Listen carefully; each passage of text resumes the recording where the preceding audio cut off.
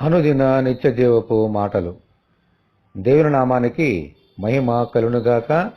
దేవుని వాక్యాన్ని చదువుకుందాము. నీ మందిరమునందు నివసించువారు ధన్యులు, వారు నిత్యము నిన్ను స్తుతించెదరు. కీర్తనల గ్రంథము 84వ అధ్యాయము 4వ వచనం. పెద్ద పెద్ద భవనాలలోనూ రాజమందిరాలలోనూ నివసించేవారు ధన్యులని మనము అనుకుంటాం. అయితే లేఖనము సెలవిస్తోంది దేవుని మందిరమునందు నివసించేవారు ధన్యులు అని. ఆ మందిరము చిన్నది అయినా కావచ్చు, పెద్దదైనా కావచ్చు. మన దేవుని ఏ మందిరమునందైనా నివసించేవారు ధన్యులు.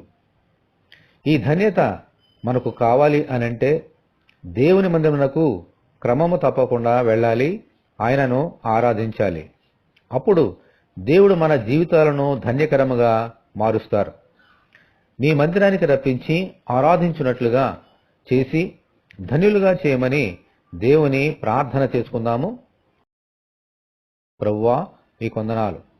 విశ్రాంతి దినమును పరిశుద్ధ దినముగా ఆచరించమని మాకు నేర్పించిన దేవుడునైనా, మీ మందిరములో మమ్మల్ని రప్పించి ఆత్మలో సత్యములో నిన్ను ఆరాధించినట్లుగా చేసి నిత్యము నిన్ను స్తుతించినట్లుగా ధన్యులుగా ఉండినట్లుగా దీవించమని, ఈ వాక్యం వింటున్న నీ బిడ్డలందరినీ దీవించమని యేసు అతి పరిశుద్ధమైన నామములో ప్రార్థన చేస్తున్నాము తండ్రి, ఆమెన్.